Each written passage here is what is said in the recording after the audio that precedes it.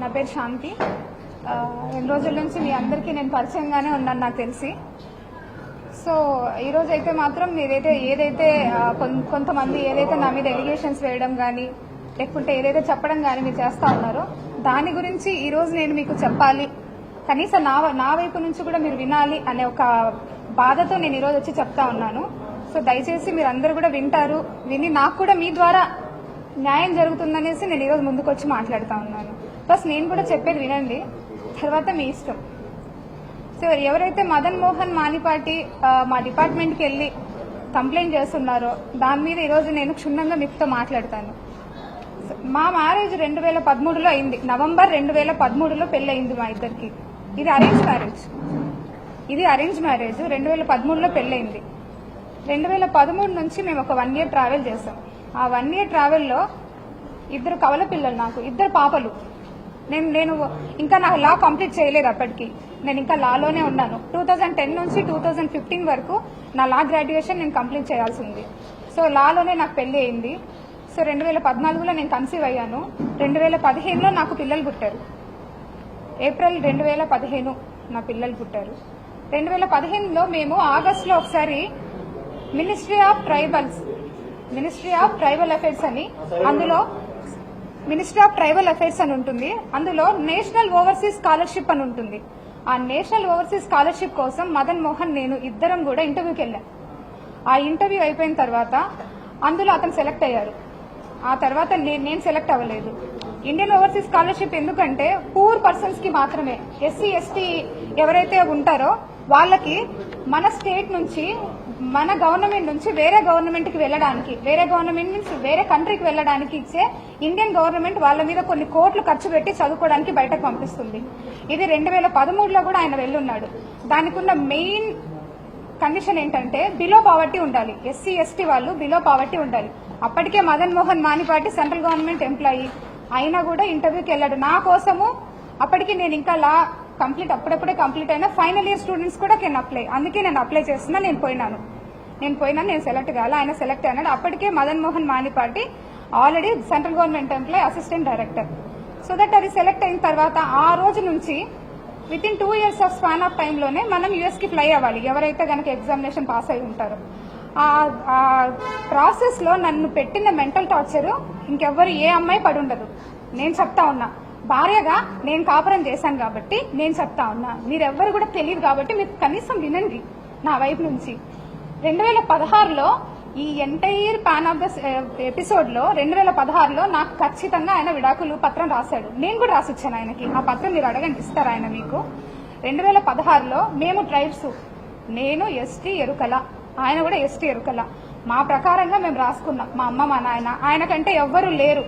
వాళ్ళమ్మ ఉన్నారు కానీ ఆవిడ కొంచెం మెంటల్లీ సరిగా ఉంటారు ఆవిడ. సో ఆయనకంటే ఎవరు లేరు, వాళ్ళ చుట్టాలు ఉన్నారేమో ఆయన అడగండి. నా ఇంటికి ఏ రోజు ఎన్నడూ రాలే, కానీ నా పెళ్లి మాత్రం పెద్దలకి అందరూ వచ్చి చేస్తున్నారు, తలా ఒక చేయొచ్చి చేస్తున్నారు. తర్వాత ఎవరు పట్టించుకోలే. నేను ఎంతో మంది దగ్గర పోయి చాలా మొర పెట్టుకుని ఎవరు పట్టించుకొని అయిపోయింది.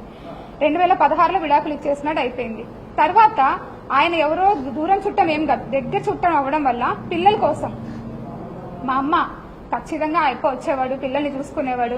అప్పటికి నేను అశోక్ నగర్ లో ఒక చిన్న రూమ్ లో జేసీజే కోచింగ్ కి జాయిన్ అయ్యాను. జేసీజే కోచింగ్ దిగ్విజయలో జాయిన్ అయ్యాను. నేను చదువుకుంటా ఉన్నా, జూనియర్ సివిల్స్ ఎగ్జామినేషన్ కి నేను చదువుకుంటా ఉన్నా. నా తిండి నేను తింటా ఉన్నా, నా ప్రాక్టీస్ నేను చేసుకుంటా ఉన్నాను.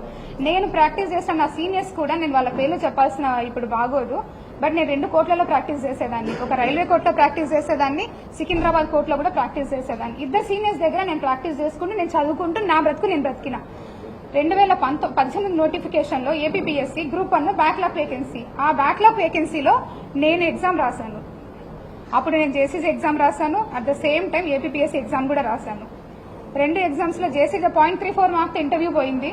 ఏపీపీఎస్సీ వాళ్ళు బ్యాక్లాగ్ వేకెన్సీ కాబట్టి ఇంటర్వ్యూకి పిలిచారు. నాకు దేవుడి దయ వల్ల ఉద్యోగం వచ్చింది.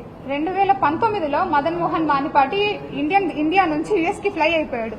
2020లో నాకు ఉద్యోగం వచ్చింది.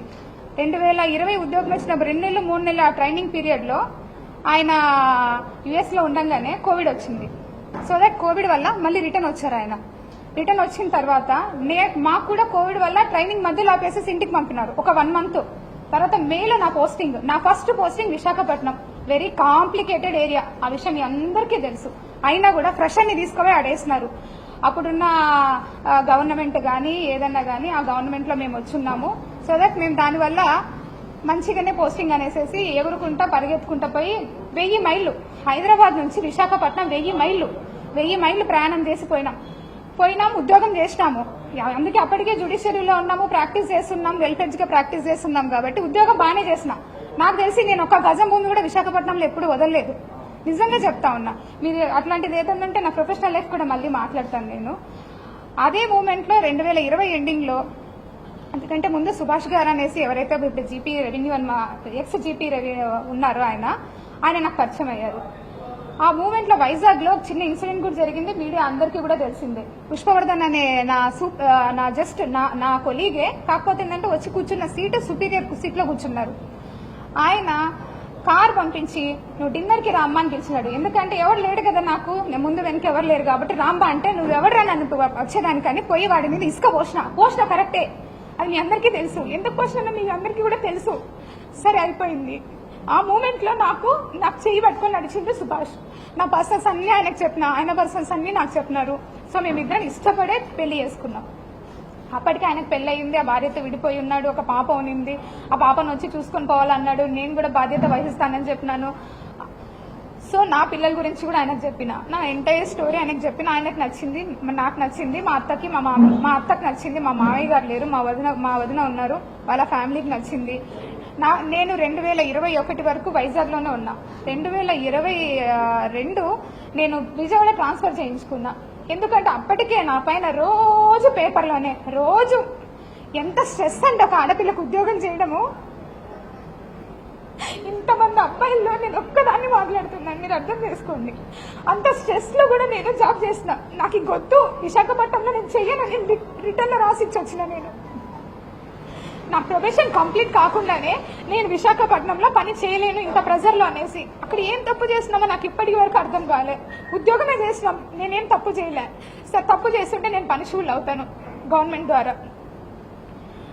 నేను వచ్చిన నా మొగుడు ఇల్లు తీసిండు, నేను సంసారం చేస్తూనే ఉన్నాను. నేను దేవుడు మరి నాకు ఇది ఫస్ట్ టైం పెట్టాలని ఏమైనా కన్సీవ్ అయ్యానో నాకు తెలీదు. ప్రెగ్నెంట్ అయ్యాను. నేను ప్రెగ్నెన్సీ వచ్చిన తర్వాత బిడ్డను ఏమైనా చంపుకోగలనా నేను? సరే అనేసి బిడ్డను కూడా నేను ట్రావెల్ చేసిన. మా అత్త సపోర్ట్ చేసింది, వదిన చేసిండు, ఆయన చేసిండు, అందరు చేసిండు. 9 నెలల బిడ్డ నేనే మోసిన, నేనే కన్నా. బిడ్డల్ని కూడా మీరు ఆయన మెసేజెస్ అన్ని చూపిస్తాను మీకు. నేను ఇంకొకరి భార్య అని తెలిసి, నేను ఇంకొక బిడ్డకి తల్లినని తెలిసి కూడా నన్ను ఎంత హర్రాస్ చేశాడో, సెక్సువల్ హర్రాస్ ఎంత చేశాడో అన్ని చాటింగ్ చూపిస్తాను. నేను మీకు అబద్ధం చెప్పాను, ఎవ్రీథింగ్ చూపిస్తాను. ఈ 2000 అయిపోయింది. యుఎస్ నుంచి రిటర్న్ వచ్చాడు మదన్ మోహన్ మానిపాటి. రిటర్న్ వచ్చిన తర్వాత కూడా నేను చెప్పిన, బిడ్డ ఇది అనేసి వచ్చిన వెంటనే విశాఖపట్నం వచ్చాడు తన బిడ్డల్ని చూసుకునేదానికి. ఇది అండి అనేసి బిడ్డను తీసుకొని చూపించినాను కూడా నేను అతనికి. చూపించిన తర్వాత అతను చాలా మెంటల్ గా స్ట్రాంగ్ గా ఫిక్స్ అయిపోయాడు. అంత జరిగింది. తర్వాత నేను ఎందుకు అడిగినానంటే, సుభాష్ అప్పటికే సుభాష్ కి తెలుసో తెలియదని నాకు తెలీదు. ట్రైబల్ లో ఎప్పుడు కూడా మేము రాసుకున్నాం విడాకుల ఒప్పందం. నేను ఆయనకు రాసిచ్చిన, ఆయనకు నాకు రాసిచ్చిండు. నేను అది కూడా చెప్పిన ఆయనకి. లేదు లీగల్ గా తీసుకు అన్నారు. సరే అనేసి నేను మదన్ మోహన్ మానిపాటిని అడిగిన. సరే అనేసి ఇద్దరం కలిసే డాక్యుమెంట్ చూపిస్తా, ఇద్దరం కలిసే మేము విశాఖపట్నం కోర్టుకి అప్రోచ్ అయినాం. విశాఖపట్నంలో ఫైల్ చేసినాము, ఏప్రిల్ మంత్ లో ఫైల్ చేసినాము. ఆ ఫైల్ చేసిన దానికి గాను ఇద్దరి మధ్యన ఒక అండర్స్టాండింగ్ మీద కొన్ని ఎంఓయూలు కూడా రాసుకున్నాము. పిల్లల విషయము, తర్వాత ఇల్లు విషయం, ప్రాపర్టీల విషయము, బంగారం విషయము, కార్ విషయము, ఎవ్రీథింగ్ రాసుకున్నాము. సరే ఇంత జరిగింది, ఇంత బానే ఉంది. మదన్ మోహన్ మానిపాటికి సడన్ గా మరి ఏమైందో తెలియదు. అంతకంటే ముందు నుంచే అతని మనసులో ఉన్న అనుమానము, నీ పేపర్లు ఏదైతే పెట్టాడో ఈ అనుమానం అంతటి కారణము డబ్బు.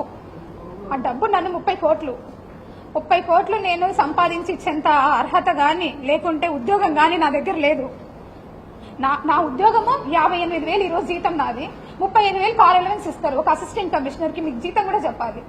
నేను డిపార్ట్మెంట్ కి వచ్చినప్పుడు నేను బెగ్గర్ని కాదు, ఐఎమ్ నాట్ ఏ బెగ్గర్. నా దగ్గర నేను మరి బట్టలు కూడా లేకుండా రాలేదు డిపార్ట్మెంట్ కి. నేను అప్పటికి ఫుల్ పేజ్ గా ప్రాక్టీస్ చేసిన. నెలకి నాకు కనీసం 70,000 జీతం వచ్చిండేది నాకు. నేను చాలా కష్టపడే. ఇద్దరు సీనియర్ల దగ్గర వర్క్ చేయడం అంటే అంత ఈజీ కాదు. మీరు ప్రాక్టీస్ చేస్తే మీ ఎవరన్నా చేస్తుంటే మీకు అర్థం అవుతుంది. నెలకి 70,000 ఈజీ. ఎంత తిన్నా ఎంత పడేసుకున్నా 20,000 కంటే ఎక్కువ ఖర్చు అవ్వదు. 50,000 ఏం చేసుకుంటాను ఆడపిల్లని? ఎప్పుడూ దాచుకునేదాన్ని, బంగారం కొనుక్కునేదాన్ని, బట్టలు కొనుక్కునేదాన్ని. ఎందుకంటే అప్పటికే మదన్ మోహన్ మానిపాటి ఆయన ఆల్రెడీ సంపాదిస్తా ఉన్నాడు. నేను ఎవరికి పెట్టుకునే పని లేదు. ఎంతసేపు వచ్చింది సంపాదించిందంటే నేను ఎవ్రీ ఇయర్ ప్రాపర్టీ స్టేట్మెంట్స్ ఇచ్చాను. చూసుకున్నా నా పేరు మీద ఏమేమి ఉంటాయి, ఏమేమి కథ. మీరు ఇప్పుడు మీరు ఆధార్ కార్డు కొట్టినా పాన్ కార్డు కొట్టినా వస్తుంది. బట్ ఒక్క విషయం ఏంటంటే I'm not a beggar. Especially ఏంటంటే ఇంత ఇష్యూ జరగడానికి కారణం ఐఎమ్ ఓన్ ట్రైబ్. నేను ఒక ఎస్టీ అమ్మాయిని కాబట్టి ఇంతమంది నన్ను టార్గెట్ చేశారు. ఇంతమంది అంటే అందరినీ నేను అనలేనండి. నన్ను ఎవరైతే ఇంతగా ఎలా మాట్లాడుతున్నారు అనేది నాకు ఈరోజు కనీసం మీరు ఒక్కొక్కరు చెప్పాలి. మీరు అదే వేరే కులం వాళ్ళని అనగలరా? ఒక ట్రైబ్ అమ్మాయి నేను ఉద్యోగం చేయకూడదా? నేను మంచి బట్టలు వేసుకోకూడదా? నేను నగలు వేసుకోకూడదా? నేను సంపాదించకూడదా? నేను కష్టపడి అడ్వకేట్ ప్రాక్టీస్ చేశానండి. నేను ఎవరి దగ్గర ఒక సొమ్ము లాక్కోలే. నాకు చేతనైతే ఒక 10 మందికి ఉద్యోగం కోసం నా దగ్గర తెలిసిన వాళ్ళని ఎంతో మందిని అడిగాను నేను. ఇప్పుడు ఇంకా సాయిరెడ్డి సార్ గురించి వస్తే మీకు చెప్పాల్సిన వెరీ ఇంపార్టెంట్. ఆయన ఒక respected person. Vijay Sai Reddy sir నేను ఫస్ట్ టైం విశాఖపట్నంలోనే చూసిన ఆయన్ని. నాకు చిన్నప్పటి నుంచి ఒక సర్పంచ్ కూడా తెలీదు. మా రాయలసీమలో నేను నంద్యాల. మా రాయలసీమలో ఆడపిల్లలు దేనికి బయటకు పోయి ఊర్లు తిరిగేది, లేకుంటే ఎంఆర్ఓ ఆఫీసులకు తిరిగేది నాకు తెలీదు. నేను ఎన్నడూ ఒక సర్పంచ్ని కూడా చూడలేదు. నేను పుట్టి పెరిగినప్పటి నుంచి ఒక్కసారిగా ఒక ఎంపీ గారు నాకు పరిచయం అయ్యేసరికి అబ్బా ఇలా ఉంటుంది. ఒక ఉద్యోగము అంటే చాలా చార్మింగ్ గా చేశానండి. చాలా ఛాలెంజింగ్ గా చేశాను. నేను ఫస్ట్ పోస్టింగ్ కదా ఎగిరి చేసినాం మేము. సో నేను సార్తో ప్రేమ సమాజం అనే ఒక ఇన్స్టిట్యూషన్ ఉంది. అది ఎండోమెంట్ డిపార్ట్మెంట్ లో పబ్లికేషన్ అయి ఉంది. సెక్షన్ 6C అంటే ఒక అసిస్టెంట్ కమిషనర్ కంట్రోల్లో ఉన్న ఇన్స్టిట్యూషన్ అది. ఆ సమాజానికి 30 ఎకరాల ల్యాండ్ ఉంది. ఆ ల్యాండ్ అంతా కూడా బీచ్ రోడ్ లో ఉంటుంది. అందులో సాయి ప్రియ రిసార్ట్స్ అని ఉంది. ఆ రిసార్ట్స్ వాళ్ళు 30 ఎకరాల భూమిని వాళ్ళొక్కరే ఎంజాయ్ చేస్తూ చాలా తక్కువ అమౌంట్ నాకు గుర్తులేదు, అప్ టు 5 lakhs లోపే ఉంది. చాలా తక్కువ అమౌంట్ ని వాళ్ళు పే చేస్తా ఉన్నారు. అది నా దృష్టికి వచ్చింది సార్ ద్వారా. సరే అనేసి నేను ఇన్స్పెక్షన్కి వెళ్ళాను. అప్పటికే నాకంటే ముందు ఒక 10 మంది ఆఫీసర్స్ చూసింటారు అలాన్ని. కానీ ఎవ్వరు ఎవిక్షన్ చేయించలేదు. నేను పోయినాను, సాయి ప్రియ సార్ వాళ్ళతో మాట్లాడాము. సార్ అన్నారు మేము ఇది వాడుకుంటున్నాం, మిగిలినంతా కూడా ఖాళీగా ఉందన్నారు. Then I said that sir మీరు అలా ఉన్నప్పుడు మరి మా భూమి మాకు ఇచ్చేయండి, మాకు అప్పచెప్పండి. ఆ ప్రేమ సమాజం వాళ్ళు వేరే వాళ్ళకి అయినా లీజ్కి ఇచ్చుకుంటారు, వాళ్ళొక రూపాయి బెనిఫిట్ పొందుతారు అన్నారు. మరి మా 2.5 ఎకరాల్లో వాళ్ళు ఆల్రెడీ అప్పటికే 1/4 బిల్డింగ్ వాళ్ళ కళ్యాణ మండపం కట్టుకున్నారు. 3/4 బిల్డింగ్ మన ఎండోమెంట్ డిపార్ట్మెంట్ ల్యాండ్ వాడుతా ఉన్నారు. సో దట్ ఆ 3/4 బిల్డింగ్ కి కూడా నేను చాలా అమౌంట్ నన్నే అడిగారు ఎంత లీజ్ అమౌంట్ అని. నేను రిజిస్ట్రేషన్ డిపార్ట్మెంట్ కి అప్లై చేసి అప్పుడున్న మార్కెట్ వాల్యూ ఎంత ఉందో 22.5 లక్ష అమౌంట్, 5 లక్షల లోపల అమౌంట్ కంటే 22.5 లక్ష అమౌంట్ ని ఒక్కసారిగా వాళ్ళకి లీజ్ కి పెంచేసి అప్పుడున్న కమిషనర్ గారు అర్జున్ రావు గారు ఇచ్చారు. ఇక్కడ నేను ఎవరి ల్యాండ్ తీసుకొని వచ్చాను? ఎండోమెంట్ భూమి మీద తెచ్చాను. ఎవరికి ఇచ్చాను? ప్రేమ సమాజంకిగా తెచ్చాను. ఇది నాకు సార్తో ఉన్న పరిచయం. దాని తర్వాత ప్రతి డిస్ట్రిక్ట్ లో కూడా ట్రస్ట్ బోర్డ్స్ ఉంటాయి. ఎండోమెంట్ లో ఏమేమి జరుగుతుందో మీకు కూడా తెలియాలి కాబట్టి చెప్తున్నాను. ట్రస్ట్ బోర్డ్స్ కూడా ప్రతి ఒక్క జ్యూరిడిక్షన్ లో ఎమ్మెల్యేలు కానీ సర్పంచ్లు కానీ లేకుంటే అక్కడ ఉన్న హానరబుల్ రెస్పెక్టెడ్ పీపుల్స్ ఎవరైనా సరే చెప్తే వాళ్ళు ఒక లిస్ట్ ఇస్తారు. ఆ లిస్ట్ లో కమిషనర్ అల్టిమేట్ అథారిటీ ఉంటుంది. ఆ అల్టిమేట్ అథారిటీ కోసం సార్ వాళ్ళు కూడా మాకమ్మ ఇవన్నీ కూడా ట్రస్ట్ బోర్డులు ఎన్ని ఉన్నాయో అడిగారు. ఆ విధంగా డిపార్ట్మెంటల్ ఇష్యూసే మాట్లాడినాను సార్తో. నేను ఎక్కడ కూడా నా పర్సనల్ ఇష్యూ ఒక్కటి కూడా చేయించుకోలేదు. ఎవరైనా ఉంటే కూడా అలాంటి ఉన్నా మీరు నాకు అడగండి, నేను చెప్తాను. ఈ విధంగా పరిచయమైన వ్యక్తి. ఆయన వయసు ఏంది? నా వయసు ఇప్పుడు 35 ఏళ్ళు, ఆయన వయసు 68 ఏళ్ళు. ఎట్లా ఇది? ఎట్లా మాట్లాడతారు మీరు? అంటే ఏ ఆఫీసరు ఏ ఎమ్మెల్యేతో మాట్లాడద్దా? ఏ మినిస్టర్తో మాట్లాడద్దా? ఏ ఆఫీసర్లు మాట్లాడద్దా? ఇప్పుడు నేను మీతో మాట్లాడుతున్నాను, ఇంత మాత్రాన్ని మీకు నాకేమైనా రిలేషన్ ఉన్నట్ట? ఒక ఆడపిల్ల మాట్లాడకూడదా? అంత పెద్ద ఆయనతో మీరు మాట్లాడేటప్పుడు కనీసం నేను ఇక్కడే ఉన్నానుగా, సస్పెన్షన్ పీరియడ్ లో ఊరు దాటకూడదని నాకు ఇచ్చారు ఆర్డరు. ఆ మూమెంట్ లో మీరు నన్ను అడిగి ఉండొచ్చుగా, నా నంబర్ ఎవరి దగ్గర నుంచైనా తీసుకొని ఉండొచ్చు మీరు. సో మీరందరూ రాస్తున్నారు, మీరందరూ మీన్స్ ఎవరెవరైతే ఎలిగేషన్ వేసినారో రాస్తున్నారు, బాగుంది. ట్విట్టర్ గురించి మీరు కమెంట్ చేశారు. నేను ట్విట్టర్లో పోస్ట్ చేయకూడదా? నాకు right to freedom of speech లేదా? ఆర్టికల్ 14 నాకు అప్లై కాదా? ఆర్టికల్ 21 రైట్ టు ప్రైవసీ, నా ప్రైవసీని అంతా తీసుకెళ్లి ఈరోజు మీరు కొంతమంది మీడియాలో పెట్టారు. అది ఎంతవరకు న్యాయం? నా ప్రైవసీ మీది కాదు. నాకు రైట్స్ లేవా? కాన్స్టిట్యూషన్ లో వచ్చిందే ఎస్సీ ఎస్టీ కోసం, కాన్స్టిట్యూషన్ లో వచ్చిందే ఎస్సీ ఎస్టీ కోసం. అది ఈరోజు డిబేట్ అయిపోతా ఉంది. ఒక గవర్నమెంట్ ఆఫీసర్ మాట్లాడకూడదా? మేము ఏం తప్పు మాట్లాడుతున్నాను? నేను ఏమన్నా ప్రొఫెషనల్ ఏమైనా తప్పు చేశానా? నేను నిజంగా ఆంధ్రజ్యోతి పేపర్ రాశానండి, 100 కోట్లు రాశారు ఆంధ్రజ్యోతి పేపర్ నేను సంపాదించిందని. 100 కోట్లు మీరు ఈరోజు రాసినందుకు మదన్ మోహన్ వాణిపాటి నన్ను 75 కోట్లు అడిగాడు. నేను ఏడికెళ్ళి రావాలా? నా ఉద్యోగ కాలం ఎంత? 4 ఏళ్ళు డిపార్ట్మెంట్కి వచ్చి నేను ఎట్లా సంపాదిస్తాను? మరి మీరు చెప్పండి ఇక్కడ ఉందనేసి. నేను రెడీ, నేను రిజైన్ చేస్తా, పోనీ నన్ను తీసుకెళ్లి జైల్లో పెట్టండి. ఏంటిది ఇదంతా? ఉద్యోగం చేయొద్దా? నేను కాదండి, ప్రతి ఒక్క గవర్నమెంట్ ఆఫీసర్ సఫర్ అవుతున్నారు. ఉమెన్ గవర్నమెంట్ ఆఫీసరు, మీకేం తెలుసు ఎన్ని హెరాస్మెంట్స్ జరుగుతుంటాయో? మాకు పొద్దున్న లేయాలా, వంట చేసుకోవాలా, పిల్లల్ని చూసుకోవాలా, పరిగెత్తాలా, ఉద్యోగం చేయాలా. నా ర్యాంకు, నాది గస్టెడ్ ఆఫీసర్ ర్యాంకు. ఎన్ని బర్డెన్స్ ఉంటాయి. మీరు నా ప్రొఫెషనల్ లైఫ్ గురించి కూడా నేను తప్పకుండా మాట్లాడతాను. నేను ఎందుకు సస్పెండ్ అయినా కూడా మీకు తెలియాలి. ఇది రైట్ టైం నేను మాట్లాడడానికి. వద్దు, ఒక స్ట్రైప్ అమ్మాయి ఉద్యోగం చేయకూడదు అంటే నేను చెయ్యను అంతే. మేము మంచి బట్టలు వేసుకోవద్దు, మంచిగా మాట్లాడకూడదు. ఇప్పుడు నా ఎంప్లాయీస్ ఉన్నారు, ఎంప్లాయీస్ కి నేను మీకు ఒక హైరార్కీ ఉంటుంది. ఎవరికి? జోనల్ జర్నలిస్ట్ ఉంటారు, డిస్ట్రిక్ట్ జర్నలిస్ట్ ఉంటారు, తర్వాత మీకు హెడ్ ఉంటారు, ఇవన్నీ ఉంటారు. మీకు ఒక హైరార్కీ ఉన్నప్పుడు నాకు కూడా ఒక హైరార్కీ ఉంటుందిగా. Commissioner, additional commissioner, regional joint commissioner, deputy commissioner, assistant commissioner, executive officers. ఒక డిస్ట్రిక్ట్ అడ్మినిస్ట్రేటివ్ కంట్రోల్ కింద అందరూ ఎగ్జిక్యూటివ్ ఆఫీసర్స్ ఉంటారు. దుర్గా టెంపుల్ హుండీకి కూడా అసిస్టెంట్ కమిషనర్ ఫీజు పంపించాలి. ఇది ఒక హైరార్కీ. సెక్షన్ 6A, BC అని 3 ఇన్స్టిట్యూషన్స్ ఉంటాయి, 3 హైరార్కీలు ఉంటాయి. నేను నా కంట్రోల్లో ఉండే అన్ని కూడా సెక్షన్ 6C ఇన్స్టిట్యూషన్స్, అంటే బిలో 5 lakhs రూపీస్ ఉన్న ఇన్కమ్ ఉన్న ఇన్స్టిట్యూషన్స్ నా దగ్గర ఉంటాయి. నాకు 9 ఛార్జీలు పెట్టారు. ఆ 9 ఛార్జీల్లో ఒక ఛార్జీ నెంబర్ 5 మాత్రమే నాకు సంబంధించింది. మిగిలిన 8 ఛార్జీలు సెక్షన్ 6Aకి సంబంధించినవి, అంటే రీజనల్ జాయింట్ కమిషనర్ కంట్రోల్లో ఉంటాయి. సెక్షన్ 6B ఒక డిప్యూటీ కమిషనర్ కంట్రోల్లో ఉంటాయి. సెక్షన్ 6D మఠం కమిషనర్ కంట్రోల్లో ఉంటుంది. నాకేమి లీజ్ అమౌంట్ కలెక్ట్ చేసుకుని బ్యాంకులో వేసే అథారిటీ నాకు ఉండదు. I'm the supervising officer. The assistant commissioner is a district supervising officer. ఎక్కడైనా థెఫ్ట్ జరిగినా ఇమీడియట్ గా పోయి నేను యాక్షన్ తీసుకుని దాని మీద కేసు ఫైల్ చేసేసి నేను కమిషనర్ కి రిపోర్ట్ చేయాలి. ఎవరైనా ఎంక్రోచ్మెంట్ జరిగినా నేను చేయాలి. ఎవిక్షన్ నేను చేయించలేదని నాకు ఛార్జ్ లో పెట్టారు. విశాఖపట్నంలో 1200 కోట్ల భూమిని తెచ్చి కలిపాను నేను ఎండోమెంట్ డిపార్ట్మెంట్ లోకి. ఎన్ని ఎవిక్షన్స్ చేయించామో, ఎన్ని కొట్టేసినామో మీకే తెలుసు. అన్ని కాపాడిన వాళ్ళని ఇక్కడ చేయలేక కాదు. పుచ్చవారి చౌల్ట్రీకి కాంగ్రెస్ పార్టీ ఆఫీస్ ఉన్నది, అది మీకు కూడా తెలుసు. దాని వెనకాల చాలా ల్యాండ్స్ ఉన్నాయి. నేను ఎవిక్షన్ కి పగడబందీగా అన్ని రెడీ చేసుకున్నాను. నేను అప్పుడున్న మినిస్టర్ గారు ఆగమన్నారు, ఆగాం. మొన్న కూడా ఎవిక్షన్ పెట్టాం, ఎమ్మెల్యే గారు ఆగమన్నారు, ఆగాం. ఇంకేం తప్పు చేశాను నేను పని చేయగలనా? నా దగ్గర పని సామర్థ్యం లేదా? పర్సనల్ విషయాలు, ప్రొఫెషనల్ విషయాలు అన్నిట్లో సఫర్ అవుతున్నామండి. బిడ్డ ఉంది, చంటి బిడ్డ ఉన్నాడు.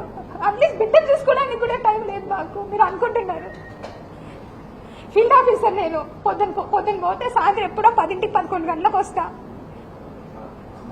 ఏమన్నంటే అటిట్యూడ్ గా మాట్లాడుతుంది అంటే, ఎక్కడండి అటిట్యూడ్? చిన్నప్పటి నుంచి పెరిగిన వాతావరణం అలాంటిది, రాయలసీమలో పెరిగిన వాతావరణం ఇలాంటిది. చాలా మంది లేడీ జర్నలిస్టులు కానీ డిబేట్ లాగా మాట్లాడారు. I'm very happy for that. ఒక ఉమెన్ అయి ఉంది ఈ రోజు మదన్ మోహన్ ఇలా ముందుకు వచ్చాడంటే అతని దగ్గర ఎంత క్రూయల్ మెంటాలిటీ ఉంటే నాకు 2 బిడ్డలు ఉన్నారని తెలిసి, 2 ఆడబిడ్డలు ఉన్నారని తెలిసి లాగుతారు. అంటే ఒకసారి నేను పుష్పవర్ధన్ విషయాల్లో మీడియాకి వచ్చాననేసి నా మీద ఏమన్నా కోపం పెట్టుకున్నారా? నాకు ఫ్రీగా మాట్లాడే హక్కు లేదా నాకు? అంటే గవర్నమెంట్ ఆఫీసర్ అంటే మేము అలాగే ఉండిపోవాలా? మేము మాట్లాడకూడదా? ఆర్టికల్ 21 కింద నాకు ప్రైవసీ లేదా? ఒక్క నిమిషం. ఇది మదన్ మోహన్ ఇచ్చిన కంప్లైంట్. ఇది మదన్ మోహన్ ఇచ్చిన కంప్లైంట్, మీ అందరి దగ్గర ఉంది. ఈ కంప్లైంట్ లో ఒక ఆడది ఎంత మందితో ఉంటదనేసి రాశాడు. విజయసాయిరెడ్డి గారి పేరు ఎక్స్ వై జెడ్, తర్వాత సుభాష్, ఇంతమంది పేరు రాశారు. సిగ్గుగా లేదా అతనికి? తన పిల్లలకి ఒక తల్లిని, సిగ్గుగా లేదా అతనికి? ఇంతమందితో నాకు రిలేషన్ ఏర్పడడానికి it is purely character association నాది. నేను మనిషినండి, ఆడపిల్లని నేను. మీరు అబ్బాయిలు ఏమన్నా తుడుచుకుని వెళ్ళిపోతారు. రేపు పొద్దున నా బిడ్డలకి నిలబడి పెళ్లి చేయాల్సింది నేను. ఇంత ఎలిగేషన్ వేశారు మీరు. ఏదైనా పెళ్లికి పోవాలంటే ఎట్లా పోవాలా నేను? రేపు పొద్దున్న గవర్నమెంట్ లోకి వెళ్ళి ఎట్లా జాబ్ చేయాలా నేను? అరే నేను మీకు అవైలబుల్ లో ఉన్నాను, ఒక్క చిన్న మాట అడిగాను నన్ను. ఎంతో మంది మీడియా దుర్గా టెంపుల్ కి లాస్ట్ ఇయర్ దర్శనాలకు అప్పుడు చూశారు. చక్కగా చీర కట్టుకొని ఉద్యోగం చేస్తా ఉన్నాం. ఇంకెందుకని ఏం చేస్తామంటే మేము ఉద్యోగము? ఇది ప్యూర్ క్యారెక్టర్ అసోసియేషన్. నేను మీకు చెప్పాలనుకుంది. సరే ఒక్క నిమిషం. ఇది మదన్ మోహన్ మానిపాటి సంతకమే, మీరు కావాలంటే చూసుకోండి. 2016లో మ్యూచువల్ నాకు విడాకుల ఒప్పంద పత్రం రాసిచ్చిన పత్రం ఇది. ఇందులో క్లియర్ గా ఎంతమంది బిడ్డలు ఉన్నారు, ఆ బిడ్డలకి ఏంది, ఆ తర్వాత ఆయన ఎప్పటి వరకు నాకు ఎంత డబ్బు ఇస్తానన్నాడు అంత రాసుకున్నాడు. ఇది ఆయన నాకు రాసిచ్చిన పత్రం. ఇలాంటి పత్రమే ఆయన దగ్గర ఉంటుంది, నేను రాసిచ్చింది. ఇందులో ఇరువురం కలిసి తరచుగా గొడవలు పడుతూ ఉన్నందున పలుమార్లు పెద్దల్లో పంచాయతీలో జరిపిన ఎలాంటి ప్రయోజనం లేనందున ఈ దినం అంటే డిసెంబర్ 23, 2016 ఎవరైనా దగ్గరికి వచ్చినా చూసుకోవచ్చు. ఇందులో 2 బిడ్డల గురించి రాసినాము. ఆ ఇద్దరు బిడ్డల్లో ఒక బిడ్డ ఆయన, ఒక బిడ్డ నేను చూసుకునేలాగా, ఇద్దరిని ఒకే చోట పెట్టేలాగా. 3వ తరగతి వరకు మా అమ్మ కాడ ఉన్నారు. ఇప్పుడు 4వ తరగతికి హైదరాబాద్ లో నేను వేరే చోట చూస్తే లేదు హైదరాబాద్ లోనే వేయాలన్నాడు. నేను అతనితో కమ్యూనికేషన్ ఉండేది కేవలం పిల్లల కోసం మాత్రమే. అదంతా కూడా కమ్యూనికేషన్ మీకు చెప్తాను. దానికి నాకు 30 లక్షలు ఇస్తానని కూడా రాశాడు 3 సంవత్సరాల్లో. ఈ పత్రం ఇచ్చిన 3 సంవత్సరాల్లో నాకు 30 లక్షలు ఇస్తానని కూడా రాసిన. ఇది మదన్ మోహన్ మానిపాటి రాసింది. ఇంకా నేను ఏం చేసినా, నేను విడాకుల ఒప్పందం ఆయన రాసి ఇచ్చినాడు కదా, ఏం నేను ఇంకా నా లైఫ్ నేను చూసుకోకూడదా? 5 ఏళ్ళు నేను పిల్లల్ని చూసుకున్నా, కష్టపడి చదువుకున్నా, ఉద్యోగానికి వచ్చినా, అన్ని చేసిన.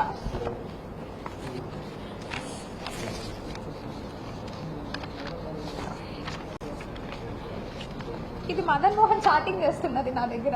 RF అంటే రోజీ ఫాదర్, నా పిల్లల పేర్లు రోజీ, రోలీ. అతని పేరు కూడా నేను సేవ్ చేసుకోలేదు నా మొబైల్లో. RF అంటే రోజీ ఫాదర్. నేను అడిగాను అతన్ని, నన్ను టార్చర్ పెడుతుంటే సిగ్గు లేదా నీకు అని. నీకా నాకా, పడుకున్నోళ్ళకా? సుభాష్ గాడే బేబీ ఫాదర్ అయితే సెండ్ మీ రిలవెంట్ డాక్యుమెంట్స్ అని పెట్టాడు నాకు. ఆస్క్ హిమ్ అని నేను పెట్టాను. నీతో ఇష్టం లేదు అని చెప్పాను కదా. 2016 నుండి నేను నీతో సంసారం చేయట్లేదు. నేను మెసేజ్ పెట్టింది ఇది నా message. We will ask in court.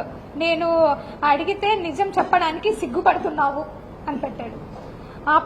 నీతో ఇష్టం లేదు అని చెప్పాను కదా నేను మెసేజ్ పెడితే, ఆపవే నీ భోగం బుద్ధి అన్నాడు. అంటే అతను ఎంత క్రూయల్ గా మాట్లాడతారు, ఆడపిల్లని ఎన్ని బూతులతో మాట్లాడతారని చెప్పడానికి. సుభాష్ గాడేమో బేబీ ఫాదర్ నీకు కాదు అంటున్నాడు, నీవేమో సుభాష్ గాడే అంటున్నావు. అతను ఇప్పుడు సుభాష్ కాదు, విజయసాయిరెడ్డి సుభాష్ అని మీకు అనుమానం అంటున్నాడు కదా. కాబట్టి అతను చెప్పిన మెసేజ్ నేను చదివిస్తాను, మీకు ఇస్తాను కూడా. Definitely I will crack this suspension soon, hence don't waste my valuable time అని పెట్టాడు. నేను మెసేజ్ పెట్టాను, నీకు మనీ కావాలి అందుకే నువ్వు సార్ పైన పెడుతున్నావు. అమ్మ చూడండి, నేను పెట్టిన మెసేజ్ ఇటువైపు ఉంది.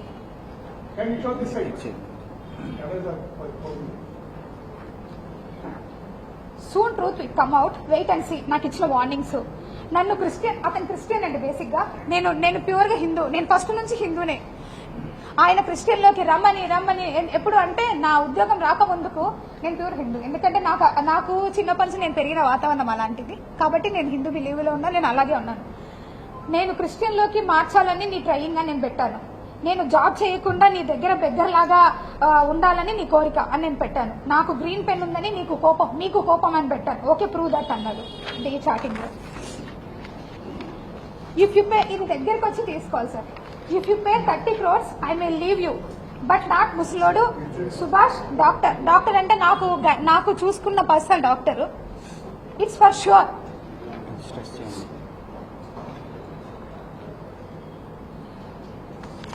తర్వాత నా బిడ్డ గురించి మాట్లాడతాడు. I'm planning to completely get rid of you and kids. I'm demanding for 10 crores as compensation for the damage you did to my life. How much you are ready to pay? If all leave my life, I want to start new life. I know you must definitely discuss all with these Subhash and etc. I'm tried in the life because of your mental behavior. Na behavior gurinchi cheptunnaru ayana. I know you will earn a lot of wealth with Subhash. That is up to you and I don't care also. You all get rid of for my life and method. If you submit that, I know what to do and how to put your life in trouble. ఇది మదన్ మోహన్ చేసిన starting. నేను మళ్ళీ మాట్లాడతాను ఈ యొక్క విషయము. If you submit that, I know what to do and how to put your life in trouble. మీ life total గా ఓపెన్ చేస్తా. I open to the public about illegal baby. I don't know who is the father, whether Vijayasai Reddy, Pothireddy Subhash and doctor criminal force, criminal role అంట. ఇక్కడ illegal baby అని రాశారు sir. And కొంతమంది media వాళ్ళు కూడా అక్రమ సంతానం అని రాశారు. Then how can you people are decide that is అక్రమ సంతానం? The honourable high courts clearly mentioned it.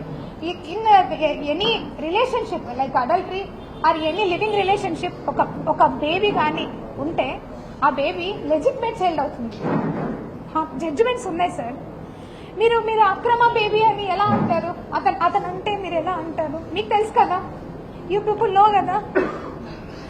ఆ బేబీ ఒక బిడ్డకి చంటి బిడ్డ, ఆ పిల్లోడు మదర్ వూమ్ లో ఉన్నప్పటి నుంచే, అంటే తల్లి పొట్టలో ఉన్నప్పటి నుంచి రైట్స్ వస్తాయి. అందుకే కదా అబార్షన్ చేసుకుంటే చాలా క్రిమినల్ కేసెస్ ఫైల్ చేస్తారు. అంటే ఈ లెక్క ప్రకారంగా నేను కడుపులో ఉన్నప్పుడే బేబీని చంపేయాలి అతని ఉద్దేశం ప్రకారం. ఎలా హెచ్ఎంటీవీ కాదు, మహా న్యూస్ ఎలా చెప్తారు? ఏం తప్పు చేసి నా బిడ్డ? మీకు చైల్డ్ రైట్స్ లేవు అతనికి? ఎందుకు అలా చేశారు? ఆయన blackmailing. I will go before media on you, Vijayasai Reddy, Subhash and doctor. You submit that and I submit this to your office. ఓకేనా? నాకు చెప్పండి. నన్ను బెదిరించాడు. నేను నా పిల్లల కోసం అడిగాను. రోజీ రోలి వాళ్ళకి ఏమైనా అయితే నేను నిన్ను వదిలిపెట్టాను, గుర్తుపెట్టుకొని నేను వార్న్ చేశాను. అమ్మో, రోజీ రోలి వాళ్ళ మీద ఎంత ప్రేమ చూపిస్తున్నావు, ఇప్పుడు నీవు ఆ ఇల్లీగల్ బేబీని వదిలేసేటట్లు కనిపిస్తున్నావు నన్ను కౌంటర్ వేశాడు. అంత భోగం ప్రేమ నువ్వు చూపించవద్దు. ఇప్పుడు నీవు ఆ ఇల్లీగల్ బేబీని వదిలిపెట్టే వరకు నేను వదిలిపెట్టాను, గుర్తుపెట్టుకో. నాకు ఇచ్చిన వార్నింగ్ ఇది. I'm sorry to say this, కానీ మీకు చెప్పాలి. ఆ పిల్లలంజా కొడుకు చంపు, ఇది 3 సార్లు 4 సార్లు పెట్టాడు. నా పిల్లలకి తమ్ముడు అని చెప్పావో నీ అంతు చూస్తా చూడు. వాడిని చంపుతావో ఆరు వదిలించుకుంటావో నీ ఇష్టం. ఇది 5 సార్లు పెట్టాడు. ఇది చూడండి. Settle 30 CR. Settle 30 CR. 10 CR fixed deposit to each of my daughters and 10 CR to me. నేను పెట్టానండి. ఆస్క్ త్రూ కోర్ట్ అని నేను పెట్టాను. అతను డబ్బులు అడిగినప్పుడు ఆస్క్ త్రూ కోర్ట్ అని పెట్టాను. So now it is over. ఆయన నన్ను ఏం హరాస్ చేస్తున్నాడో ఏంటో ఓవర్. ఇప్పుడు నేను సుభాష్ తోనే ఉన్నాను అనడానికి మీకు ఇది ఒక ప్రూఫ్. ఇది రీసెంట్ గా బాబుకి ఒక ఫోటో షూట్ చేయించాం మేము. కొద్ది డౌన్ చేయండి.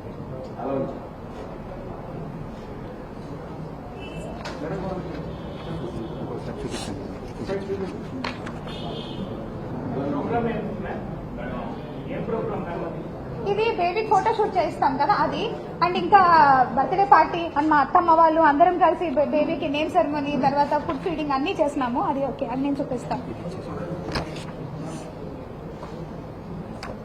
మేమిద్దరము కోర్టులో ఫైల్ చేస్తున్నాం కదా. ఇదిగోండి మ్యూచువల్ డైవర్స్ ఫైల్ చేసిన కాపీ. మా అడ్వకేట్ గారు సతీష్ కుమార్ గారు విశాఖపట్నంలో ఉంటారు. ఆయన మీరు కావాలంటే మీరు ఆయనతో కూడా మాట్లాడవచ్చు. Whether we filed or not. And numbering కూడా అయింది. ఆ నంబర్ కూడా చెప్తాను నేను మీకు కావాలి అంటే. దిస్ ఇస్ సార్ ఏప్రిల్లో ఫైల్ చేశాము. ఇయర్ 2024 ఏప్రిల్లో mutual divorce. For mutual divorce కూడా ఆయన 1 year నన్ను డిమాండ్ చేశాడు. నా దగ్గర అంత లేవని కూడా చెప్పినాను. నా దగ్గర నుంచి ప్రామిసరీ నోట్ కూడా రాయించుకున్నాడు.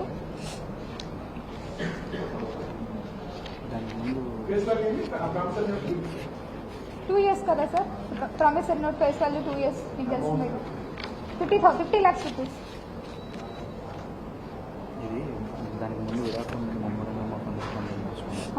విడాకుల ముందు మేము అడ్వకేట్ దగ్గర ఫైల్ చేశాము. అప్పుడు ఒక ఎంఓయూ రాసుకున్నాం. ఈ ఎంఓయూలో క్లియర్ గా నా దగ్గర నుంచి సైన్ తీసుకున్నాడు. బేబీ నా బేబీ కాదు, నువ్వు సెకండ్ పార్టీ అంటే ఎవరైతే వేరే పార్టీతో నువ్వు బేబీని కన్నావు అని రాయించుకున్నాడు. నేను రాశాను, ఎందుకంటే నేను తప్పు చేయలేదు కాబట్టి నేను ఒప్పుకొని నిజం రాశాను ఇందులో. తర్వాత కార్ గురించి మాట్లాడాడు. కార్ కూడా at the time of order degree అప్పుడు నేను ఇస్తానని చెప్పాను, అది కూడా రాశాడు.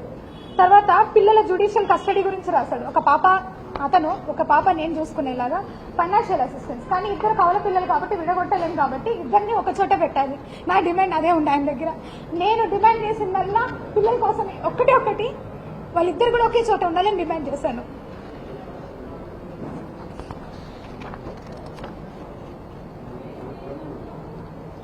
ఇక్కడ రాశారు, therefore the total listed above points has to be fulfilled by the said two parties.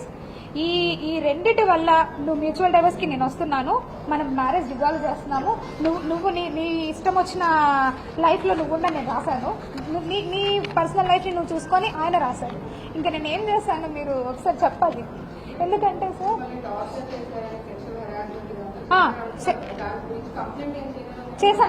చేశాను నేను మదన్ మోహన్ పైన ఇది కాదు సార్ ఇక్కడ ఉన్నాయి. ఇందులో నేను ఇంకొకరు భార్య అని తెలిసిన తర్వాత, ఇంకొక బిడ్డకి తల్లి అని తెలిసిన తర్వాత కూడా అతను విజయవాడకు వచ్చినప్పుడు నన్ను హోటల్కి రా నాతో సెక్స్ పార్టిసిపేట్ చేయి, అది కూడా ఉంది. నేను నా డిపార్ట్మెంట్కి వెళ్ళొచ్చిన తర్వాత వెళ్ళాను, పోలీస్ స్టేషన్కి వెళ్ళాను. నన్ను మెంటల్గా హరాస్ చేస్తున్నారు అని చెప్పాను. ఇంత మొత్తంలో ఇదంతా స్టోరీ నేను కోర్టు ద్వారా వెళ్ళుండొచ్చు.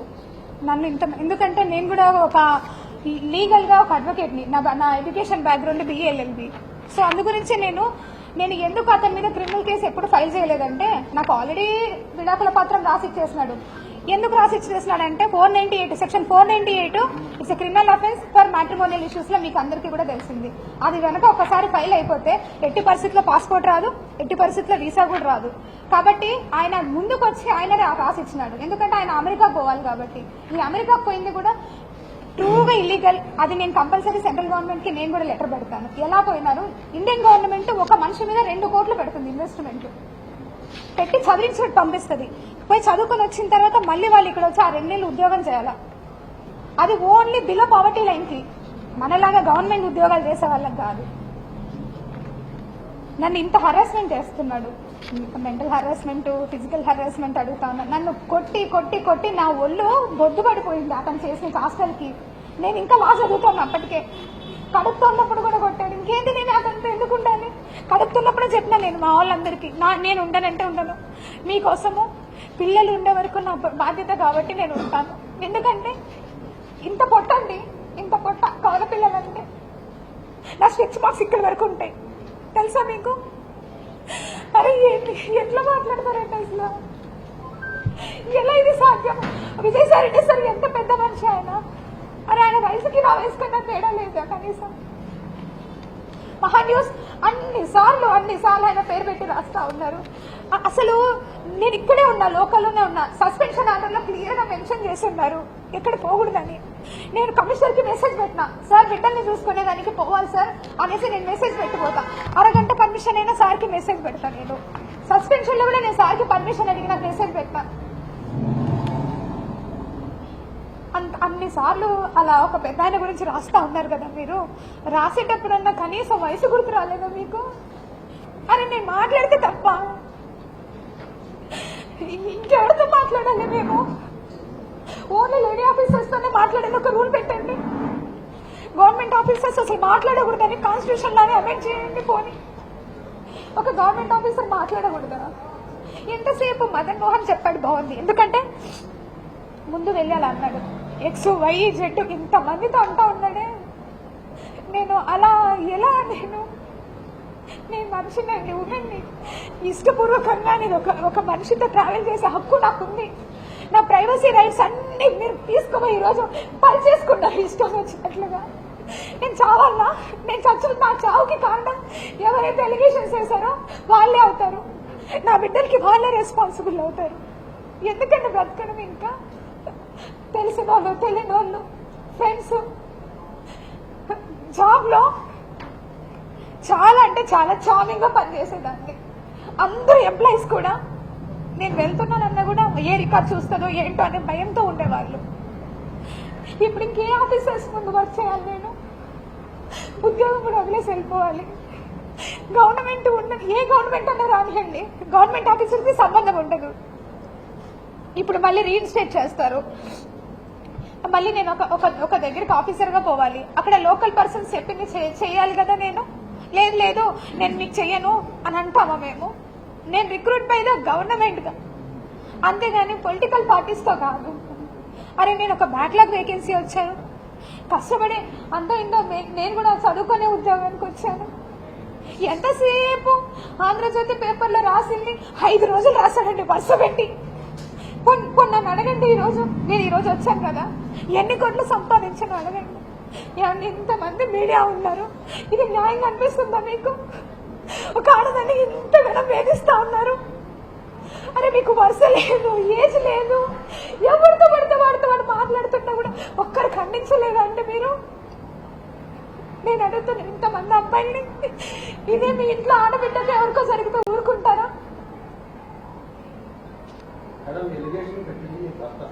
అది ఓకే. ఈ భర్త పెట్టిన లెటర్ కంప్లైంట్ ఆధారంగానే అవును. అవునండి. ఇందులో మీడియా వాళ్ళు సొంతగా మదన్మోహన్ గారు అనే మీడియా వాళ్ళు ఎవరికి పరిచయం కాదు, మీ గురించి కూడా ఎవరికి అంత తెలియాల్సిన విషయం లేదు. సో ఇందులో మీడియా చేసిన తప్ప ఏంటంటే ఆయన కంప్లైంట్ పెట్టాడు దేవాదాయ శాఖకి, ఆ కమిషనర్ గారికి. ఆయన కంటెంట్ ని చెప్తే ఎలా తప్పుతుంది? ఇప్పుడు మీరు చేశారంటే వచ్చాడు పెద్ద అంటున్నారు, మీరు కరెక్టే, ఓకే చెప్పుకోవచ్చు ఇష్టం. కానీ ఇందులో మీడియా తప్ప ఏంటండి? ఇందులో మీడియా ఏం వక్రీకరించింది? అందులో ఉన్న విషయం వక్రీకరించింది ఏమన్న విషయం చెప్పండి. నేను మాట్లాడతాను. నేను ఇక్కడ లోకల్లోనే ఉన్నాను. ఒక ఎలిగేషన్ వచ్చినప్పుడు మీకు మినిమంలో రైట్ ఉంటుంది. అరే ఒకసారి మాట్లాడదాము, ఒక గవర్నమెంట్ ఆఫీసర్ కదా, ఒక లేడీ కదా. Media, we have a judiciary sir. And Indian government కానీ any government, any state, any కంట్రీకి ఒక జ్యుడిషియరీ సిస్టమ్ ఉంది. ఆ జ్యుడిషియరీ సిస్టమ్ లో ట్రయల్ అనేది జరుగుతుంది.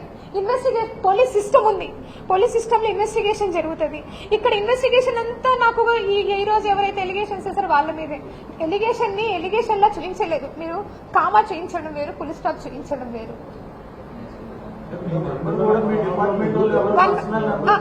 One by one.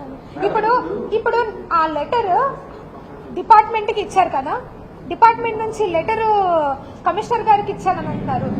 బయటకి లెటర్ ఎలా వచ్చిందని నేను ఏమైనా తెలుసుకోవచ్చా? నాకేమన్నా రైట్ ఉందా? అలా వస్తుందా డిపార్ట్మెంట్ నుంచి బయటకి లెటర్? ఆ మదన్ మోహన్ ఏమన్నా మీకు లెటర్ ఇచ్చున్నాడా?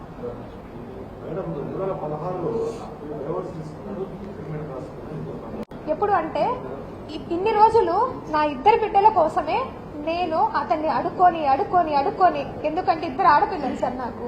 ఒక బిడ్డలు ఉంటే సరే ఒక షర్ట్ ఒక ప్యాంట్ వేసి వదిలేసి ఉండొచ్చు. ఇద్దరు ఆడపిల్లల కోసం వద్దు నువ్వు ఆగు, ఎందుకంటే నేను నీకు ఎన్నోసార్లు బతిలాడాను, దానికి తోడు నువ్వు ఎన్నో తీసుకున్నావు మా దగ్గర నుంచి అని అడిగిన. ఇప్పటి వరకు ఆయన బయటకు పోలే, ఎప్పుడు కూడా బయటకు పోలే.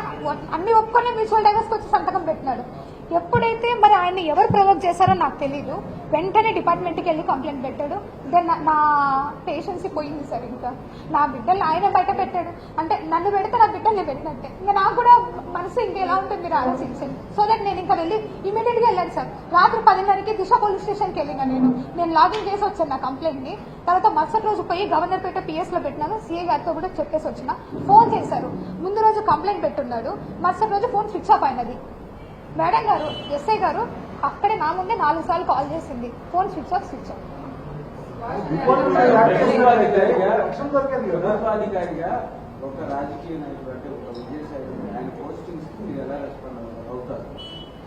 ట్విట్టర్ లో సార్ పోస్ట్ చేశారు, సో దట్ నేను సార్కి నేను రిప్లై ఇచ్చున్నాను, మీరు ఏదో కొన్ని పెట్టున్నారంట, అది నేను ఒకసారి నేను చూసుకోలేదు ఇప్పటి వరకు, మళ్ళీ చూసుకున్నాను. నిన్నటి నుంచి కంటిన్యూగా నేను పెట్టకూడదా, మాట్లాడకూడదా అంటే ప్రభుత్వ ఉద్యోగం అయితే ఫ్రీడమ్ ఆఫ్ స్పీచ్ నాకు లేదా?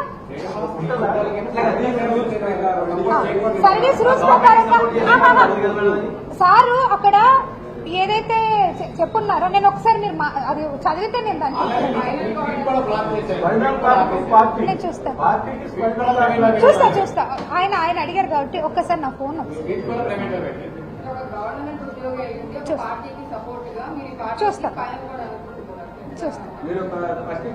చూస్తాను సార్. నేను ఒక్కసారి ఇప్పుడు మీ ముందే ఒకసారి ఓపెన్ చేస్తాను. మీరు అన్నది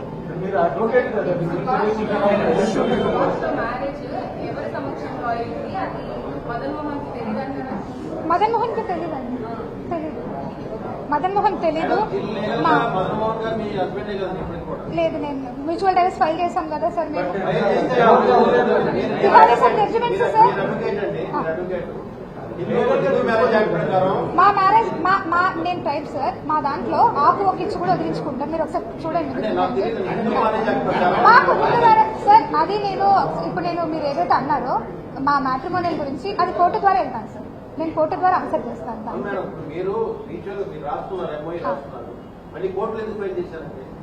నేను చెప్పేటప్పుడే కన్క్లూజన్ లో చెప్పాను సార్, కోర్టుకి మ్యూచువల్ ఎందుకు వెళ్లాల్సి వచ్చింది అనేది కూడా చెప్పాను నేను. కాదు మేడం, మీరు రాజ్యాంగ ప్రకారం మాట్లాడుతున్నారు, మరి డైవర్స్ కూడా ఇప్పుడు రాజ్యాంగ ప్రకారం వెళ్ళాలి కదా, సాంప్రదాయం ప్రకారం వెళ్ళినా కూడా టైంలో కోర్టు అప్రోచ్ అవ్వాలి కదా. 2016లో రాసుకున్నాం కదా సార్. 2016 డిసెంబర్ ఎండింగ్ లో రాసుకున్నాం, అంటే 2017 నుంచి అనుకోండి. 2019లో ఆయన ఫ్లై అయినాడు. ఆ 2 ఏళ్లలో పిల్లలు ఉన్నారు కాబట్టి ఆయన కంపల్సరీ పిల్లలు చూసుకోవాలి. నేనైతే ఎలాగో కంప్లీట్ గా పక్కకే ఉన్నాను, నేనేం ఆయనతో కలిసేం లేను. మీరు అశోక్ నగర్ లో వెళ్ళి ఎంక్వైరీ కూడా చేయొచ్చు. నేను ఆ పీరియడ్ లో ఏమన్నా కలిసి ఉంటే మాత్రం అతనితో ఆయన చెప్పాను. నేను దాన్ని ఇప్పుడు సార్ అడిగినట్టుగా డైవర్స్, మ్యూచువల్ డైవర్స్ ఏదైతే అన్నారో దాన్ని నేను కోర్టులో ఛాలెంజ్ చేస్తాను. ఖచ్చితంగా కోర్టులోనే అడుగుతాను నేను.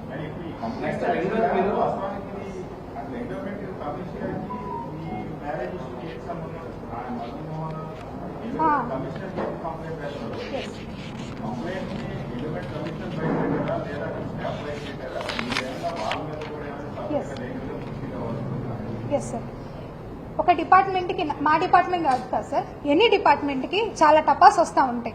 ఆ టపాస్ అని ఇప్పుడు నా ఆఫీస్లో కూడా టపాస్ వచ్చి ఇన్షియల్ వేసేసి పంపిస్తాం. వన్స్ ఒకసారి ఇన్షియల్ వేసిన తర్వాత గవర్నమెంట్ ఆఫీసర్ ఆ టపాని ఎట్టి పరిస్థితుల్లో బయటకి ఇవ్వం. వాళ్ళకి కావాలి అంటే వాళ్ళు ఒక లెటర్ ద్వారా తీసుకొని దాన్ని స్కాన్ చేసుకొని మళ్ళీ వాళ్ళ కాపీ మాత్రమే ఇస్తాం. కొంతమంది తప్పు రాసినామమ్మ మళ్ళీ ఏంటమ్మా అంటారు. ఇక్కడ ప్యూర్గా నాకు తెలిసి నేను చెప్తా ఉన్నా, ఎందుకంటే ఈరోజు తెలియాలి కాబట్టి. కమిషనర్ గారి దగ్గరికి ఆయన వెళ్ళారంట. కమిషనర్ గారు అని క్లియర్గా చెప్పారు, ఇది మీ మ్యాట్రిమోనియల్ ఇష్యూ, మీరు కోర్టు కానీ పోలీస్ కానీ ఉంటుంది, మీరు అప్రోచ్ అవ్వండి అని. వెంటనే అతను అడిషనల్ కమిషనర్ దగ్గరికి వెళ్లారు. ఆయన విషయం విన్నారో లేదో నాకు తెలీదు, మీరు ఏదైనా చెప్పాలనుకుంటే రిటర్న్ ఇవ్వండి అన్నారంట. సో దట్ అందుకే రిటర్న్లో ఇచ్చారనేసి నాకు వేరే వాళ్ళ ద్వారా తెలిసింది. కానీ ఎవరిచ్చినా సరే డిపార్ట్మెంట్ నుంచి బయటకు పోకూడదు. దాని మీద నేను క్రిమినల్ యాక్షన్ అడుగుతాను. నేను ఖచ్చితంగా సైబర్ క్రైమ్ లో నేను అడుగుతాను. ఎందుకంటే ఆ లెటర్ ని అలా బయటికి ఇష్యూ చేయడం అనేది ఖచ్చితంగా ఒక గవర్నమెంట్ సెక్టర్ కి రూల్స్ కి ఎగనెస్ట్ అది. ఎందుకంటే మీరు అనొచ్చు ఎన్నో వస్తుంటే ఆర్డర్ కాపీస్. ఆర్డర్ కాపీ ఎప్పుడు వస్తుందంటే ఆఫ్టర్ డిజిటల్ సైన్. ఒక కమిషనర్ డిజిటల్ సైన్ అయిపోయిన తర్వాతనే ఆర్డర్ కాపీ వస్తుంది. దానికి ఎలాగో మాకంటే ముందు ఎక్కువగా ఆర్డర్స్ తెలిసిపోతా ఉంటాయి. అది అడిషనల్ కమిషనర్ కి ఇచ్చారని నేను విన్నాను. మరి I don't know whether address commissioner చేస్తారు, కమిషనర్ తీసుకోలేదంట సార్. అడిషనల్ కమిషనర్ గారికి ఇచ్చారని నేను విన్నాను.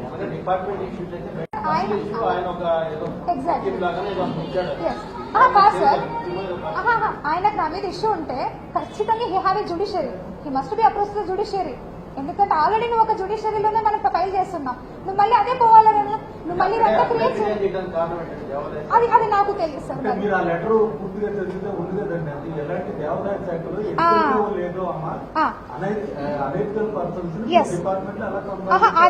అది అడిగినాడు సార్ లాస్ట్ లో అడిగినాడు సార్.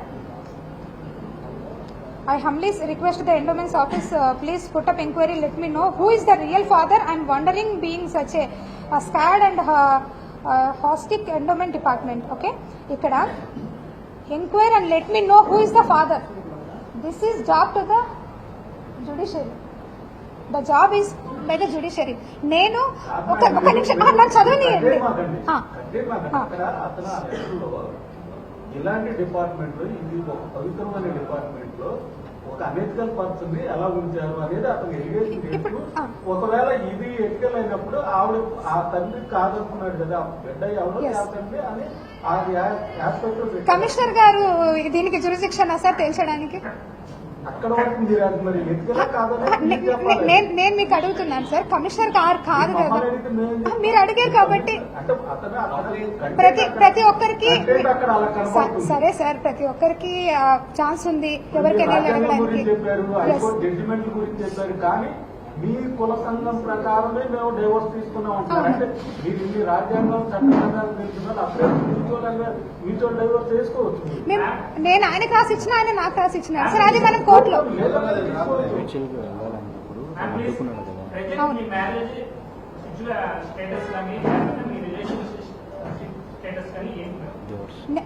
మేమిద్దరం డైవర్స్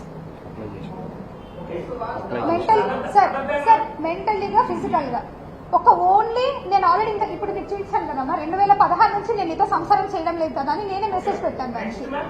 నెక్స్ట్ నా పిల్లల కోసమే అతను కంపల్సరీ ఉంటాడు, ఎందుకంటే యాజ్ అ ఫాదర్ గా అతని మినిమం నీడ్స్ క్లియర్ చేయాలి. అతను నా న్యూ బార్న్ బేబీ నాతో ఉన్నాడు సార్, ప్రెసెంట్ నేనే నా దగ్గర ఉన్నాను.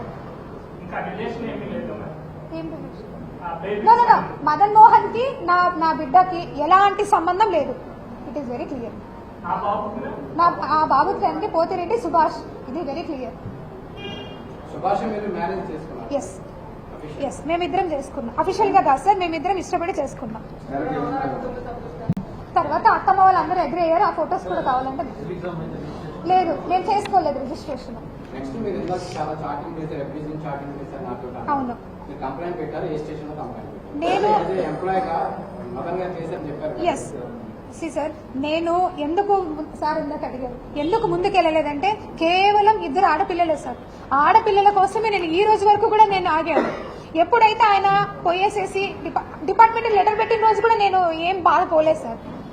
నాకు తెలియలే అసలు లెటర్ పెట్టి నాకు వాన్ చేసి వెళ్ళాడు, నేను పోతాను మీ కమిషనర్ మాట్లాడతాను, నీ పరువు తీస్తా అంతు తీస్తాను మాట్లాడుతుంటారులే అనేసి నేను లైట్ తీసుకుని. ఎప్పుడైతే లెటర్ ఇంకా గురించి నాకు తెలిసిందో నేను స్ట్రైట్ అవే పోలీస్ స్టేషన్కి వెళ్ళాను. నాకున్న ప్రైమరీ అప్రోచ్మెంట్ పోలీస్ స్టేషన్ కాబట్టి, ఎందుకంటే నాకు అప్పటికే థ్రెటన్ ఉంది, బిడ్డను చంపేయి అని. సో దట్ నేను వెంటనే వెళ్ళాను పోలీస్ స్టేషన్కి. అంతవరకు మీరు ఎందుకు అడగలేదంటే నా దగ్గర సమాధానం నా పిల్లలు కాబట్టి నేను వెళ్ళలేదు. డైవర్స్ విషయంలో కానీ ఫోన్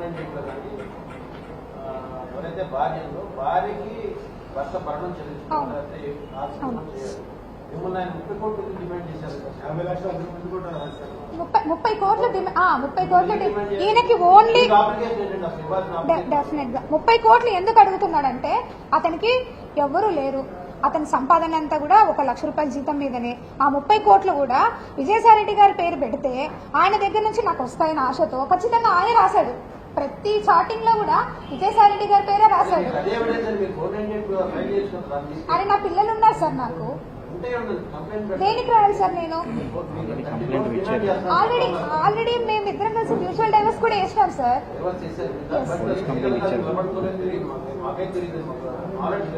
దేని మీద సార్? మ్యూచువల్ డైవర్స్ ఫైల్ చేస్తున్నాను సార్ కోర్టులో. సో మీరు ఆయన 30 కోట్లు డిమాండ్ చేసుకునే తప్పు. ఆయన భర్త అయినా కంపెనీ భర్త చూస్తూ ఉన్నాడు. ఆయన 30 కోట్లు డిమాండ్ చేసినప్పుడు మీరు ఎందుకు కేసు పెట్టలేదు? నేను ఎలాగో ఇవ్వలేను సార్. దేనికి సార్ నేను ఫైల్ చేయాల్సింది? అతను నా బిడ్డలకి తండ్రి. అతను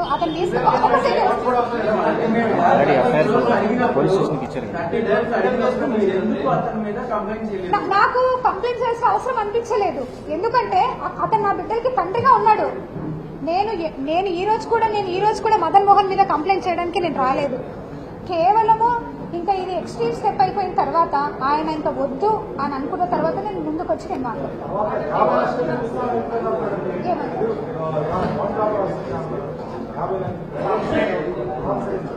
అది కూడా పిల్లల పేరు మీద వేస్తాను.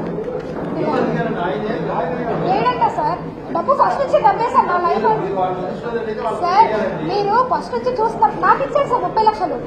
నేను సార్ మీకు చూపిస్తాను, నాకు ఇచ్చాడు కూడా. అంటే లీగల్ గా బ్యాంక్ ట్రాన్సాక్షన్ రాశారు సార్ మా సార్. ఇంకోటి పల్లెవారే సార్, మీరు మీరు చెప్పండి బాగా మాట్లాడారు సార్ ఇంక సెకండ్ పేజ్ ఉంటుంది. 30 లక్షలు నాకు ఇచ్చారు సార్. Please sir. ఇప్పుడు మదన్ మోహన్ మీరు ఎక్కడున్నారు, ఎవరితో ఉన్నారు అన్ని చేయగలిగారు. మీరు మదన్ మోహన్ మీద ఎటువంటి ఎంక్వైరీ పెట్టారు? నాకు అవసరం లేదు సార్. అదేంటండి ఎందుకు సార్, నేను ఆయనతో ఉంటాననుకున్నప్పుడు కూడా ఇవాళ విడిపోయిన లవర్స్ కూడా ఎంక్వైరీ పెడుతున్నారు. నాకెందుకు సార్, నాకేమో మీరు అరెస్ట్ చేసింది మదన్ మోహన్ గారు మీరు చెప్పేదాని ప్రకారం బయట డిపార్ట్మెంట్ లో ఎవరు అరెస్ట్ Yes. చేయాలి, only Madan Mohan.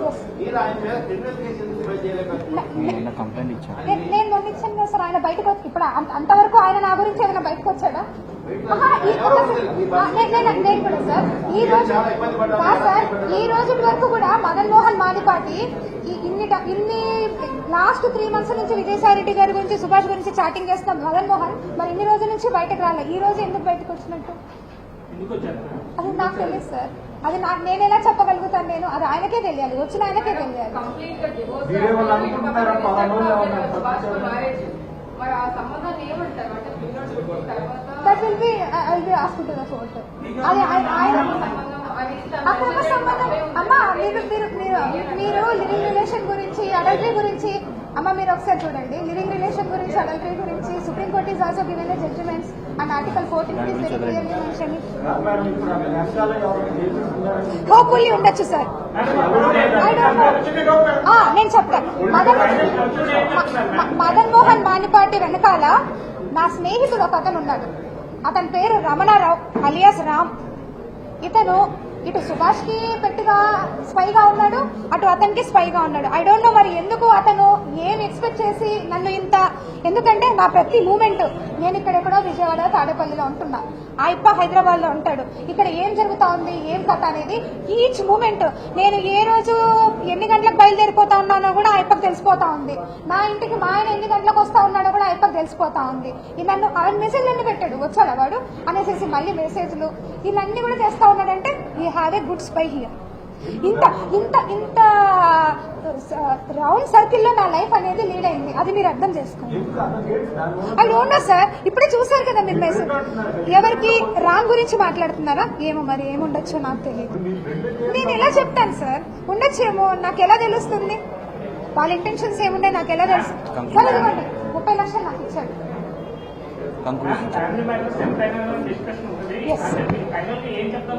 Sir final గా నేను చెప్పాలనుకుంది ఏంటంటేనండి, మొత్తం కూడా తప్పుడు ప్రచారం జరుగుతూ ఉంది. దయచేసి మీరందరూ కూడా ఓ ఫ్రెండ్ అనుకుంటారో, సిస్టర్ అనుకుంటారో, లేకపోతే మీ ఇంట్లో పిల్ల అనుకుంటారో, లేకపోతే పోనీ రోడ్డు మీద పోయి ఆడపిల్ల అనుకుంటారో, కనీసం హ్యూమన్ రైట్స్ అంతా ఉన్నాయండి నాకు. అట్లీస్ట్ దాన్నన్నా కాపాడండి. ఇంత క్యారెక్టర్ అసాసినేషన్ ఇస్తా ఉన్నా, రేపు పొద్దున బయటకు పోయి నేను ఎట్లా మోహన్ చేయించాలా, ఎట్లా ఉద్యోగం చేయాలా? పులిస్ స్టాప్ పెట్టారు, పులిస్ స్టాప్ పెట్టేశారు సార్. మీరే పులిస్ స్టాప్ పెట్టేశారు. విజయసాయి రెడ్డి సార్ ఫోటో, ఒక్క నిమిషం. నాకు తెలియదు సార్, నాకు తెలియదు సార్. నేను యాజ్ ఎ ట్రైబ్ గా నేను సక్సీడ్ అయ్యాను నా లైఫ్ లో. ఒక ఎస్టీ అమ్మాయిగా నేను చదువుకొని, ఎందుకంటే ఎస్టీలో చాలా తక్కువ మంది చదువుకుంటారు చాలా బాగా, మాకు అన్ని ఫెసిలిటీస్ ఉండవు. అయినా సరే నేను లా గ్రాడ్యుయేషన్ ఫస్ట్ టైం నేను మా కుటుంబం మొత్తంలో ఒక ఆడపిల్ల హైదరాబాద్కి పోయి చదువుకున్న పిల్లలు నేను ఒక్కదాన్ని ఫస్ట్ టైం నేను పోయి చదువుకున్నా. నేను ప్రాక్టీస్ చేసుకుంటానే, ఇంటర్న్షిప్ చేసుకుంటానే నేను చదువుకున్నా.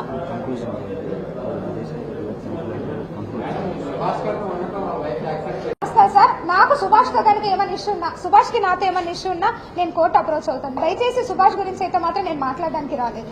ఎందుకంటే నా రిలేషన్ ని ఉన్నాయి చూపించాను సార్. నా రిలేషన్ ని బ్రేక్ చేసుకోవడం నాకు ఇష్టం లేదు. ఎందుకంటే నాకు బిడ్డ ఉన్నాడు, బిడ్డకి తండ్రి కావాలి. దయచేసి మీరు అర్థం చేసుకోండి.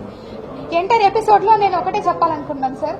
విజయసాయి రెడ్డి సార్ పెద్ద మనిషి, నాకు ఆయనకి వయసు ఎంత తేడా ఉందో మీ అందరికీ తెలుసు. ఒక తండ్రి లాంటి స్థానంలో ఆయనతో మీరు దయచేసి 2 చేతులు ఎత్తి మొక్తా ఉన్నాను.